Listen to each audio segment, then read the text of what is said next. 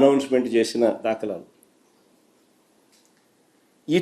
ఆశ్చర్యం ఏందనంటే క్రెడిట్ తీసుకోవాలని ఇంత తాపత్రయపడతా ఉన్న వీళ్ళు అసలు ఆ ప్రాజెక్టులో ఆ రోడ్డు దాని తర్వాత అడుగులు ముందుకేలా మన ప్రభుత్వం పోయిన తర్వాత ఈ 2 ఏళ్లలో వీళ్ళు వచ్చిన తర్వాత దాన్ని పర్సూ చేసుకొని అదేదో ఆ ఎయిర్పోర్ట్ అయ్యే టయానికి ఈ రోడ్డు కూడా కంప్లీట్ కావాలన్న మినిమం ధ్యాస కూడా వీళ్ళకి లేదు.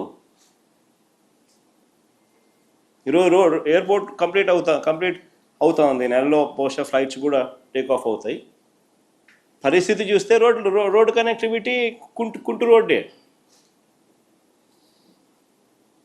ఇప్పటికి అయిపోయిండాలి. మామూలుగా అయితే ఆ స్టేజ్ నుంచి 2 సంవత్సరాల టైం ఉన్నది చంద్రబాబు నాయుడుకు.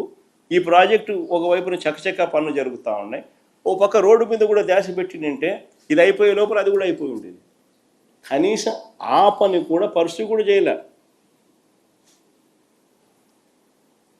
కానీ చంద్రబాబు నాయుడు గారు ఏమంటాడు,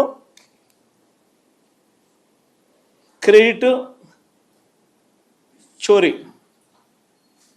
తాను తన సివిల్ ఏవియేషన్ మినిస్టరు వీళ్ళ వల్లనే వచ్చింది అన్నట్టుగా బిల్డప్. అది వీళ్ళు ఏం చేసినారు? అది వీళ్ళు ఏమన్నా చేసినారా? ఒక పర్మిషన్ తెచ్చినారా? ల్యాండ్ అక్విజిషన్ చేసినారా? కనీసం జరగాల్సిన పనులన్నా చేయించినారా? కనీసము